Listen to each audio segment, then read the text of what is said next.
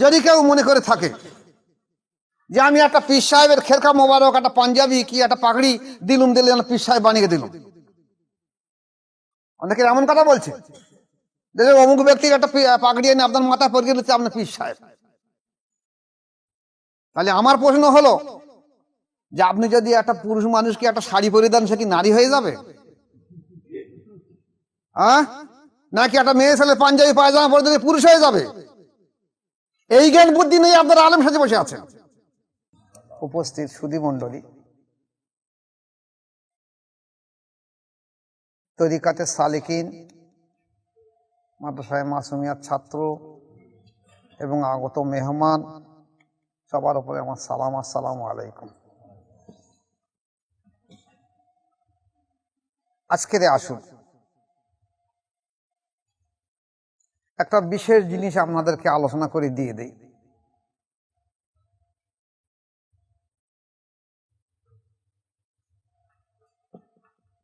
আমরা জানি অজুর 4টে ফরজ আছে। কটা? 4টে। গোসলের কটা ফরজ? 3টে। তাহলে একটা মানুষ যদি 4টে অজুর ফরজ আদায় করে কিংবা গোসলের 3টে ফরজ আদায় করে, তার শরীর অজু এবং গোসলের মাধ্যম দিয়ে তার শরীর পাক হয়ে যাবে, কোনো সন্দেহ নেই। শরীয়ত মোতাবেক তার শরীর পাক হয়ে যাবে। এই যে যদি সে নাপাক হয়, তাহলে তার ফরজ গোসলের জন্য 3টে ফরজ। আর যদি সে নাপাক না হয়, তাহলে তার ফরজ গোসলের 3টে ফরজের প্রয়োজন নেই, সে কি ডুব মেরে উঠে আসতে পারে। কিন্তু অজুর 4টে ফরজ তাকে পালন করতেই হবে। তাহলে একটা মানুষ যদি নাপাক হয়, তাহলে ফরজ গোসল করার পরে পাক হবে। আবার যদি সে এমনি পাক থাকে কিন্তু যদি তার নামাজ পড়তে চায়, তাহলে অজু করতে হবে, তার 4টে ফরজ আদায় করতে হবে। তাহলে অজুর 4টে ফরজ বা গোসলের 3টে ফরজ আদায় করলে শরিয়ত মোতাবেক একটা মানুষের শরীর শুদ্ধ হয়ে যাবে, কোনো সন্দেহ নেই। কোরআন হাদিস মোতাবেক তার শরীর শুদ্ধ হয়ে যাবে, সে নামাজ কালাম পড়তে পারবে, কোরআন পড়তে পারবে, মসজিদে উঠতে পারবে, সব কাজ করতে পারবে, কোরআন ছুঁতে পারবে। কিন্তু মানুষের যে অন্তর আছে, কলব আছে, জ্ঞানের কেন্দ্র আছে, সেটা কিন্তু শুদ্ধ হবে না।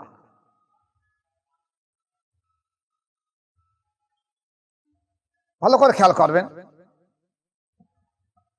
আল্লাহ পাক রব্বুল আলামিন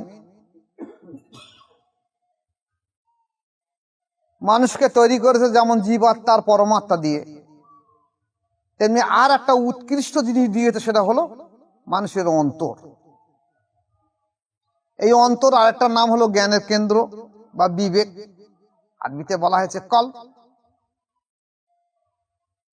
এই অন্তরটা আল্লাহ পাক উৎকৃষ্ট সার জিনিস দিয়ে তৈরি করেছে। বিশ্বে এমন জিনিস আর নেই। আল্লাহ সৃষ্টির মধ্যে একটা সর্ব উৎকৃষ্ট জিনিস দিয়ে অন্তরটাকে তৈরি করেছে। উদ্দেশ্য এই যে মোমেন ব্যক্তি, মানুষ যখন মোমেন হবে, তখন মোমেন হবার সত্য হলো এই অন্তরের যে নোংরা গুলো তার শুদ্ধ হয়ে যাবে, তারপর সে মোমেন হবে। ঈমান আনলি মোমেন হবে না। আমরা তো ঈমান আনলে তাকে মোমেন বলে স্বীকার করি, কিন্তু ঈমান অন্তরে প্রবেশ করেছে কিনা, বা যে অন্তর সম্পর্কে আল্লাহ রাসূল সাল্লাল্লাহু আলাইহি ওয়াসাল্লাম বলেছে, দেখো মানুষ যখন কোনো গুনার কাজ করে তখন তার কল বা অন্তরে একটা কালো দাগ পড়ে। এই গুনাহ মানুষের যে 5টা ইন্দ্রিয় আছে, চোখ, কান, নাক, জিভ, ত্বক, এই 5টা ইন্দ্রিয়র যে কোনো ইন্দ্রিয় দ্বারা যদি সে গুনার কাজ করে, তার কলবে দাগ পড়বে। হাত দিয়ে গুনার কাজ করেছে, কলবে দাগ পড়লো। পা দিয়ে করেছে, কলবে দাগ পড়লো। নাক দিয়ে করেছে, কলবে দাগ পড়লো। মুখ দিয়ে করেছে, কলবে দাগ পড়লো। চোখ দিয়ে করেছে, কলবে দাগ পড়লো। কান দিয়ে করেছে, কলবে দাগ পড়লো। তা 5টা ইন্দ্রিয়র যে কোনো একটা ইন্দ্রিয় দিয়ে যখন সে গুনার কাজ করবে, তার কলবে দাগ পড়বে।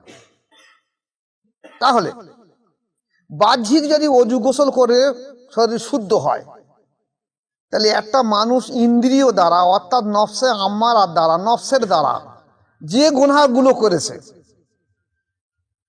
সেই গুনহার দাগগুলো যে কলবে বসেছে, সে কলবটা যদি শুদ্ধ না হয়, তার দেহ শুদ্ধ হবে কি করে?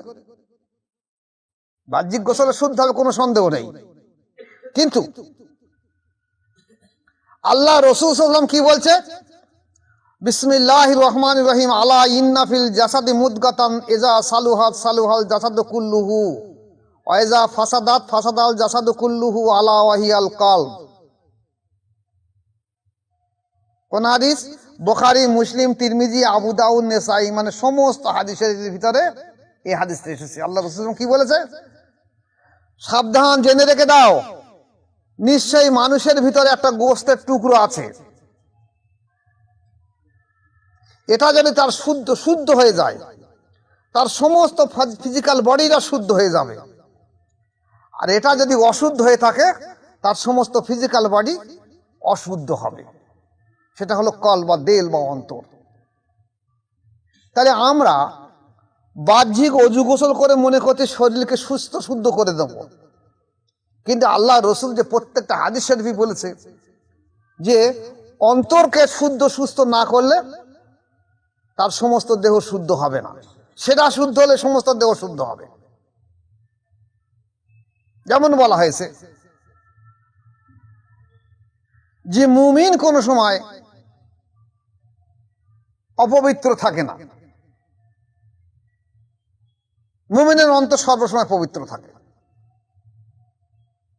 একটা মানুষ যে কলেমা পড়বে, লা ইলাহা ইল্লাল্লাহু মুহাম্মাদুর রাসূলুল্লাহ সাল্লাল্লাহু আলাইহি ওয়াসাল্লাম পড়বে, এই কলেমা আল্লাহ রাসূল বলতে, দেখো কলেমা সে জবান দিয়ে পড়েছে, তার অন্তর যদি সাক্ষী না দেয় সে মুমিন নয়। অন্তর সাক্ষী দেওয়া মানে কি? জবানও বলছে, অন্তরে বলবে। আর যদি জবান বলে অন্তর না বলে, সে কিন্তু মুনাফিক হবে। মুখ আর অন্তর যদি দুটো আলাদা হয়, তাকে বলা হয়েছে কি? মুনাফিক। তার অন্তর তার মনের সঙ্গে, মুখের সঙ্গে সাক্ষী দেয়নি। তা আমরা যারা কলেমা পাঠ করেছি, আমরা ঠিক একই ক্যাটাগরির মানুষ হয়েছি। এইবার আমরা নামাজ পড়ছি, ওযু করছি, গোসল করছি, কোরআন পড়ছি, কোরআন শুনছি, মসজিদে যাচ্ছি, কিন্তু আমরা অন্তরকে শুদ্ধ সুস্থ করার দিকে আদৌ তাকাই না। অবশ্য আল্লাহ রাসূল সাল্লাল্লাহু আলাইহি ওয়াসাল্লাম বারে বারে তাকিদ দিয়েছে এই অন্তর সম্পর্কে,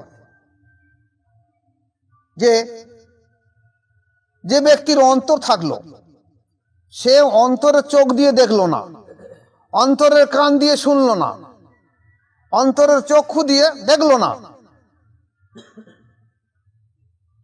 তাহলে সে ভালো হয় কি করে?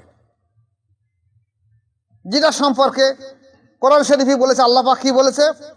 বিসমিল্লাহির রহমানির রহিম, লাহুম কুলুবুল লা ইয়াফকাহুনা বিহা ওয়া লাহুম আয়ুনুন লা ইবসিরুনা বিহা ওয়া লাহুম আযানুন লা ইয়াসমাউনা বিহা উলাইকা কাল আনআমি বাল হুম আযাল। আল্লাহ পাক বলছে কি তাদের কলব আছে। কোন সূরা? সূরা আরাফের 179 নম্বর আয়াত, বোধহয় 9 পারা সম্ভবত মনে হচ্ছে। আল্লাহ পাক বলছে যে কাদের কলব আছে। কাদের? ইনসানের দেখি বলছে তাদের কলব আছে। এই কলবের দ্বারা তারা দেখিনি, কলবের চোখ দিয়ে দেখিনি, কলবের কান দিয়ে শুনিনি, কলবের মুখ দিয়ে বলিনি। তাদের কলব আছে, এর দ্বারা তারা বোঝে না, তাদের এর দ্বারা দেখে না, এবং এর দ্বারা তারা কান আছে, তারা শোনেও না। এরা কারা? আল্লাহ পাক কি বলছে? এরা হলো চতুষ্পদ জানোয়ারের ন্যায়। এরা কারা? চতুষ্পদ জানোয়ারের ন্যায়। বালহুম আযাল্লু বলছে না, এর থেকে আরো খারাপ। আল্লাহ পাক আগে বল চতুষ্পদ জানোয়ার নয়, আবার বলছে না, এর থেকে আরো খারাপ। তারা কারা? যারা অন্তরে চক্ষু দিয়ে দেখলো না, শুনলো না, বুঝলো না। তাহলে অন্তর এমন একটা ফ্যাক্টর, একটা ফিজিক্যাল বডির ভিতরে রয়েছে। আজকের যদি ওলামা সমাজ সেদিকে না তাকায়, তাহলে কি করে হবে? তারা মনে করছে যে বাহ্যিক ওযু গোসলের মাধ্যমে সম্ভব হয়ে উঠবে। আপনি আসুন, আজকের আমাদের দেশে ওলামা সমাজের একটা ধারণা রয়েছে একটা মানুষ যদি মসজিদে যায় জান্নাতি হয়ে যায়, ভালো হয়ে যাবে। একটা মানুষ যদি হজ করে ভালো হয়ে যাবে। একটা মানুষ যদি মসজিদে 2 কাঠা জমি দান করে আল্লাহ তার জান্নাত নসিব করে দেবে। একটা মানুষ যদি একটা মাদ্রাসা করে, একটা আলেম যদি মাদ্রাসা করে, মানুষ তাকে মাথায় তুলে নেয় যে আলেম মাদ্রাসা করেছে, খুব ভালো মানুষ। কিন্তু আল্লাহ পাকের বিচার হবে অন্তরে, বাহ্যিক কিছু বিচার করবে না। আল্লাহ পাক বলছে বিচার হবে অন্তরের, বিচার করা হবে। অনেক সময় মানুষ অনেক কাজ করে যেগুলো সমাজের দৃষ্টি থেকে দেখা যাচ্ছে সেগুলো খারাপ, কিন্তু অন্তরের দিক দিয়ে বিচার করে দেখা যাচ্ছে ঠিক কাজ করেছে। এই আল্লাহ পাক অন্তরে বিচার করবে। তাই ফিজিক্যাল বডিকে বলা হয়েছে, যদি কারো অন্তরে রোগ হয়ে থাকে, ফি কুলুবিহিম মারাদুন, অন্তরের যদি কারো রোগ হয়ে থাকে, তাহলে এই রোগের কারণে তার সমস্ত দেহটাই রোগাক্রান্ত হয়ে উঠবে। আর এই অন্তরের রোগের কারণেই মানুষ আজ খারাপ পথে চলছে, খারাপ কাজ করছে। আজকে মানুষ খারাপ কাজ করছে কেন? নামাজ পড়ছে, তার অন্তর শুদ্ধ করে নিয়ে বলে সে আরো খারাপ কাজ করছে।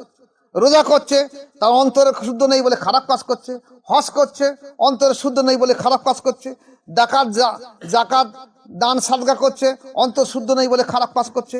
এমনকি দেখা যাচ্ছে একটা মানুষ মাদ্রাসা করেছে, কি মসজিদ করেছে, কি ইমামতি করে, কি মুয়াজ্জিনি করে, তারাও দেখা যাচ্ছে তাদের অন্তর শুদ্ধ সুস্থ না থাকার কারণে খারাপ কাজ করে। এখন এই অন্তর শুদ্ধ সুস্থ করার জন্য এটা আলাদা সাবজেক্ট সিলেবাস আছে, এটা মাদ্রাসা শিক্ষায় হয় না। মাদ্রাসা শিক্ষায় অন্তর শুদ্ধ সুস্থ হয় না। এই একমাত্র রাসূল পাক সাল্লাল্লাহু আলাইহি ওয়াসাল্লামের কাছে যারা যে মানুষগুলো বায়াত হয়েছে, সাহাবাগুলো বায়াত হবার সঙ্গে সঙ্গে তাদের অন্তরের অনুভূতি এসে অন্তর শুদ্ধ সুস্থ হয়েছে। কিন্তু যুগের সঙ্গে সঙ্গে এমন এসে গেছে যে পরবর্তীকালে দেখা যাচ্ছে যারা বায়াত গ্রহণ করেছে, যেসব সাহাবা, তাবিঈন, তাবে তাবিঈন, আইম্মায়ে মুজতাহিদিন বা বুজুর্গানের দিনদের উপরে বায়াত গ্রহণ করেছে, তাদের অন্তর শুদ্ধ সুস্থ করতে গেলে কারো কারো সঙ্গে সঙ্গে গেছে, কারো সময় লেগেছে। তাই দেখা যাচ্ছে তৎপরবর্তীকালে বড় পীর আব্দুল কাদের জিলানী রহমতুল্লাহ কাদেরিয়া তরিকা এনেছে, খাজা সাহেব চিশতিয়া তরিকা এনেছে, নকশবন্দি রহমতুল্লাহ বাহাউদ্দিন নকশবন্দি তরিকা এনেছে, পাঞ্জাবে সেরিন্দে মজাদ আল সুন্নাত মজার তরিকা এনেছে। তো 4টে তরিকার মুখ্য উদ্দেশ্য হলো যে তুমি অন্তর শুদ্ধ সুস্থ করে অন্তরের মাধ্যম দিয়ে মানুষ হয়ে যাও। অন্তর শুদ্ধ সুস্থ করার নামই হলো মানুষ। ভালো করে খেয়াল করবে, যদি একটা মানুষের অন্তর শুদ্ধ সুস্থ না হয়, তাকে মানুষের নামে আখ্যায়িত করা হবে না। মানুষ নামে তখনই আখ্যায়িত করা হবে যখন সে অন্তর শুদ্ধ সুস্থ হবে। এর আগে কি হবে?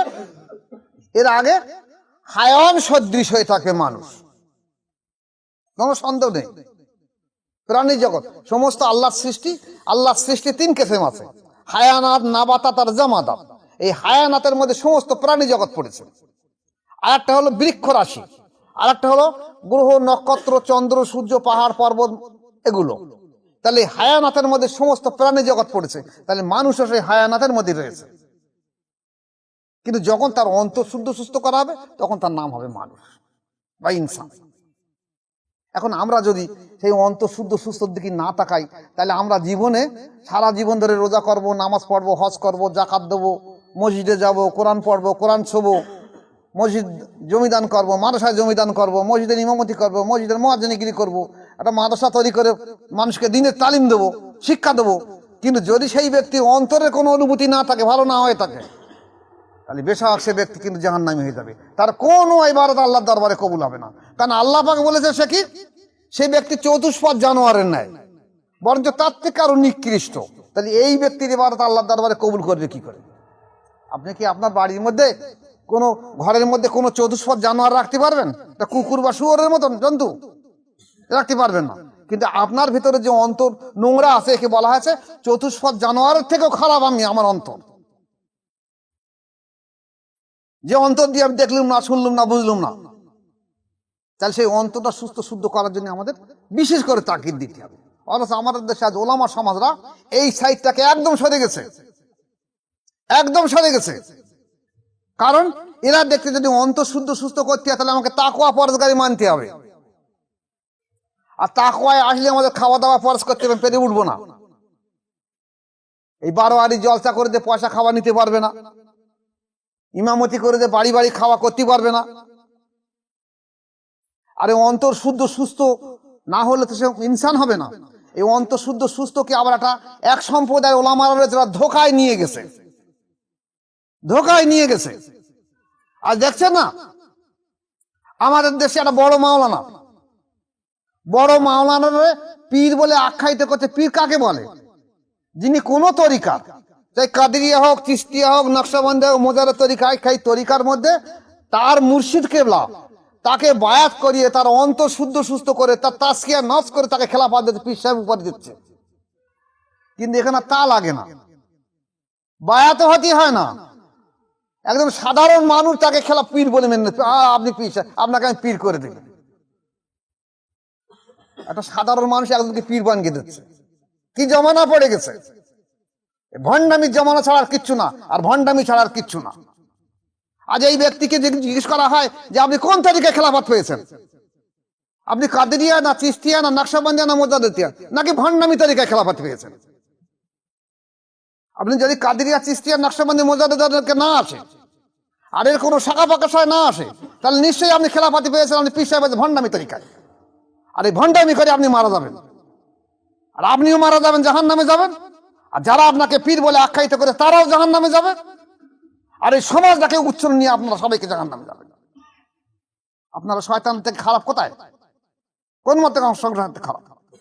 যেখানে দরকার ছিল আপনাদের মতন ওলামা সমাজ একজন হাক্কানি আল্লাহর ওলি মানুষের কাছে বায়াত গ্রহণ করে তার অন্তরকে আল্লাহর জিকিরে জারি করা, অন্তরকে শুদ্ধ সুস্থ করা, তার নফসের তাসকিয়া, নফসে আম্মারা চরিত্র করে তাসকিয়া করে নফসে মুলহেমা, নফসে মুলহেমা থেকে নফসে লওয়ামা, নফসে লওয়ামা থেকে নফসে মুলহেমা, নফসে মুলহেমা থেকে নফসে মুতমাইন্না। এই আম্মারা চরিত্র করে নফসে মুতমাইন্না করে তাকে খেলাফত সহ্য করা যেতে ঠিক করেছে। তা না, সেই পশুত্বর কাছে পশুকে বলা হচ্ছে তুমি তার পিসা হয়ে গেছো, নফসে মুতমাইন্না হয়ে গেছো। নফসে মুতমাইন্নার কোন রকম পদ্ধতি তা জানা নেই। এই যদি সমাজ ব্যবস্থা হয় তাহলে সমাজ পরিবর্তন হবে কি করে? আর যদি আমরা এই জায়গায় দাঁড়িয়ে এই সত্যকে প্রতিষ্ঠা করতে চাই, দেখা যাবে এই সমাজের ওলামা সমাজ আপনাদের বা আমাদের কিন্তু বিরোধিতা করবে, হিংসা করবে, কুৎসা করবে, কুৎসা রটিয়ে দেবে, মানুষের কাছে খেলো করে দেওয়ার চেষ্টা করবে। কিন্তু খেয়াল রেখে দেবেন সত্য নিশ্চয়ই ফুটে উঠবে। আল্লাহ পাক বলছে অকুল জাল হক ওয়া জাকাল বাতিল ইন্নাল বাতিলা কানা যাহুকা, নিশ্চয়ই সত্য ফুটে উঠবে, মিথ্যা পরাভূত হবে। আল্লাহ পাক বলছে আমি নিশ্চয়ই সত্যকে ফুটিয়ে তুলব। আপনি মাওলানা মুফতি সাহেব কেন? পৃথিবীর কার ক্ষমতা নেই আল্লাহর দিনকে মুছে দেওয়ার। যেভাবে হোক আল্লাহর দিনকে জিন্দা রেখে দেবে, কিয়ামত পর্যন্ত দিন জিন্দা থাকবে, কারো ক্ষমতা নেই মুছে দেওয়া। আল্লাহ পাক তো বলেছে আমি প্রয়োজন পড়লে একটা গায়ের কওমের ব্যক্তি দিয়ে আমার দিনকে জিন্দা রেখে দিল। আর তোমরা যে পদ্ধতির মধ্যে মনে করো দিন জিন্দা হবে, এই পদ্ধতির মাধ্যমে জীবনে হবে না। আজকে সেই আলেমদের আমি জিজ্ঞাসা করি, আপনি একটা মাদ্রাসা করেছেন, হয়তো দেখা যাচ্ছে 100টা মাদ্রাসার ছাত্রকে আপনি আলেম বানিয়ে দিয়েছেন, মাওলানা বানিয়ে দিয়েছেন, ফাজল বানিয়ে দিয়েছেন, কামেল বানিয়ে দিয়েছেন, একটাকেও কেউ অন্তরে অনুভূতি দিতে পেরেছেন? আপনার নিজের অন্তরে অনুভূতি নেই। আপনি বলুন যে হ্যাঁ একটা মানুষকে আমি কলবে জারি করে দিতে পেরেছি, একটা মানুষকে তাজকিয়া নফস করে দিতে পেরেছি। আপনি জাহির শিক্ষা দিয়েছেন, লাভটা কি হবে তাদের সমাজের? এই জাহিরি শিক্ষা অর্জন করার পরে আর সমাজে দেখা যাচ্ছে তারা সেই পদ্ধতির মাধ্যমে চলেছে যে আরে বায়াত হতে হবে না, অন্তঃশুদ্ধ তাজকিয়া করার দরকার নেই, এইভাবে চলে যাবে, যেভাবে চলে যাবে, এইভাবে যদি চলে যায় তার সমাজটা এমনি ধ্বংস হয়ে যাবে। আল্লাহ পাক অন্তত আমাদের বুঝ দেখ। আমরা দোয়া করি যে আল্লাহ যতগুলো মানুষ আমরা সামনে আছি এবং আগামীতে আল্লাহ পাক আমাদের সমাজের মানুষের, পুরুষ এবং স্ত্রী, সমাজের সবার সর্বাঙ্গীন মানুষ সবাইকে বুঝদান করুক, সবাই অন্তত সত্যের দিকে এগিয়ে যায়। চাই কাদেরিয়া হোক, চাই চিশতিয়া হোক, চাই নকশবন্দিয়া হোক, চাই মোজাদ্দেদিয়া হোক, বায়ের শাখা পোশাখা যে তরিকাগুলো আছে সেই মাশায়ের কাছে গিয়ে বায়াত গ্রহণ করে যদি সে আপনার অন্তরের জেকেরে জারি করে দিয়ে দিতে পারে, আপনার নফসের চরিত্র আম্মারা থেকে যদি নফসে মুতমাইন্না করে দিতে পারে, তাহলে সে ব্যক্তি পীর সাহেব, আর যাকে করে দেবে সেও পীর সাহেব হতে পারে। আর এ ছাড়া যদি কেউ বলে যে এমনি এমনি আপনাকে পীর সাহেব দিলাম, সে ভণ্ড পীর ছাড়া আর কিছু নয়। এমনকি যদি কেউ মনে করে থাকে যে আমি একটা পীর সাহেবের খেরকা মোবারক, একটা পাঞ্জাবি কি একটা পাগড়ি দিলুম, দিলে পীর সাহেব বানিয়ে দিলাম, অনেকে এমন কথা বলছে যে অমুক ব্যক্তির একটা পাগড়ি এনে আপনার মাথা পরিয়ে দিচ্ছে আপনার পীর সাহেব। তাহলে আমার প্রশ্ন হলো যে আপনি যদি একটা পুরুষ মানুষকে একটা শাড়ি পরিয়ে দেন, সে কি নারী হয়ে যাবে? হ্যাঁ, নাকি একটা মেয়ে ছেলে পাঞ্জাবি পায়জামা পরে দিলে পুরুষ হয়ে যাবে? এই জ্ঞান বুদ্ধি নেই, আপনারা আলেম সাজে বসে আছেন। পাগড়ি পরিয়ে দিলে পীর সাহেব হয়ে যাবে। সব ধান্দাবাজি ধোকাবাজি বন্ধ করো, বরঞ্চ সত্যটাকে মানুষের সামনে প্রচার করে দাও, যে যেখানে সত্য আছে সেখানে মানুষ চলে যাক। এলমে শরিয়াত শিখুক অবশ্যই, কিন্তু প্রত্যেকটা মানুষের দাওয়াত দেন যে বাবা যেখানে যে জায়গায় ভালো জায়গায় পাস, যেখানে নফসের তাজকিয়া হয়, অধিকাংশ মানুষের অন্তঃশুদ্ধ সুস্থ হয়, সেখানে তোমরা চলে যাকে বাদ গ্রহণ করো, গিয়ে আল্লাহ মুখ হয়ে যাও, আল্লাহ তোমাদের জন্য যথেষ্ট হয়ে যাবে। আল্লাহ আমাদের যদি যেমন যথেষ্ট করুক, আমরা দোয়া করি এই সম্প্রদায়ের ওলামা সমাজও যেন আল্লাহ পাক তাদেরকে রহম করে, তারা যেন তাজকিয়া নফস করে দিয়ে দেয়। আমরা দোয়া করি আল্লাহ তাদেরকে ভালো করুক, হিদায়াত করুক। ওমা আলাইনা ইল্লাল বালাগ। আসসালামু আলাইকুম ওয়া রাহমাতুল্লাহি ওয়া বারাকাতুহু।